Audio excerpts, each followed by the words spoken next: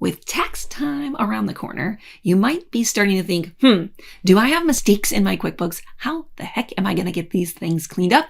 Or do you even know how to check to see if you have mistakes? If we've never met before, hello, I'm Candace Camper, and I'd love to share with you some of the steps that you're going to start with looking or thinking about and why knowing if you have mistakes is so important. So when you're in your QuickBooks, there's a few things that you should be checking on a regular basis. Do you know what they are? No? Let's talk about them. So I recently did a training all about how to close your books at the end of the month and things to be checking, but I want to go through and talk about them as far as the cleanup side of it. Because if you aren't, let me come back on camera for a quick second. If you aren't checking to see if you have mistakes, then you could be overstating your income, understating it, overstating your expenses, or understating them, meaning you could be overpaying in taxes or have a lot of mistakes that you didn't even know that you had. And it's common with QuickBooks users to say to me, my income has doubled, but I don't know why, right?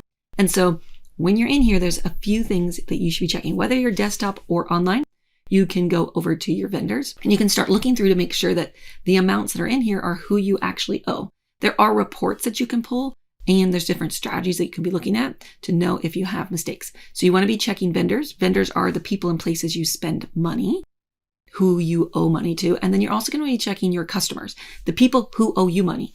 Is it accurate? Do you know? Because right now is the perfect time to be going to see your tax professional, right? To start doing your tax planning.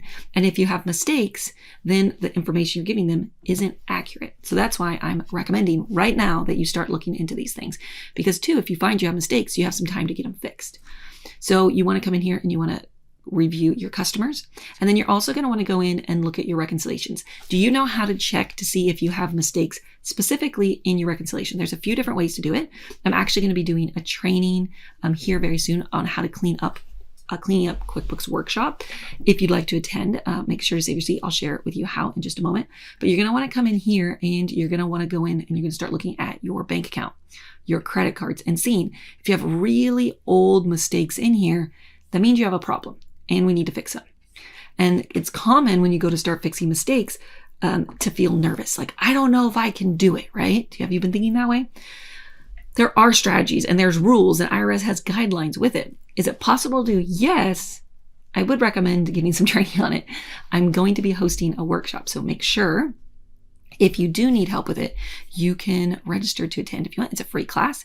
It's going to be at CandaceCamper.com/cleanup. We're going to be talking about where to go to be looking for why do mistakes happen and how to avoid them in the future. If you or your tax professional has been doing journal entries to try to clean up your mistakes and you find they're still there, that's because journal entries is not the best strategy to cleaning up your mistakes.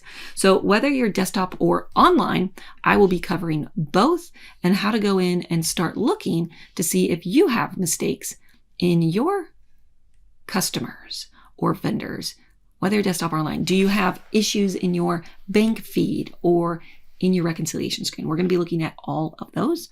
So all you need to do to register is you can go here, CandaceCamper.com, and when you do, you're going to see this, and it talks a little bit about what we're going to cover. So remember, journal entries is not the best strategy. It's very rare that I recommend doing journal entries. You can click here to save your seat, and we're going to be talking about the best reports to pull to verify if you have mistakes, but then also where to go to look. We started kind of covering that in today's video. We're also going to be talking about why mistakes happen. And then, as I said, journal entries is not the best strategy. We're going to be doing a live Q&A as well. So let me know if you're going to be attending and if this is something you've been looking for. It's actually a common question I get asked is like, I've made a mistake. I actually received a message yesterday where somebody said, I forced my reconciliation and now my bank account is totally off. Nothing balances. How do I fix that, right? So those are all the cleanup issues that you could have, whether it's undeposited funds or any of the other topics I already covered. So let me know if you're going to be attending. If you're new around here, don't forget to subscribe so you see our tips and tricks. We do them every single week. And you can always like this video and share this training with anybody you know who's needing some help with cleaning up their QuickBooks. And I look forward to seeing you on the training. And bring your questions. And if you don't even know if you have mistakes or you're afraid to make them, I'm going to give you some guidelines on what to start thinking about. Thank you so much for being part of my community, and I look forward to seeing you on the training. Leave a comment. Let me know if you had any ahas just from this on like, thinking about, preparing for your taxes. What should you be looking for? What areas that you should be checking as well? I'll see you soon. Have a great day. Bye.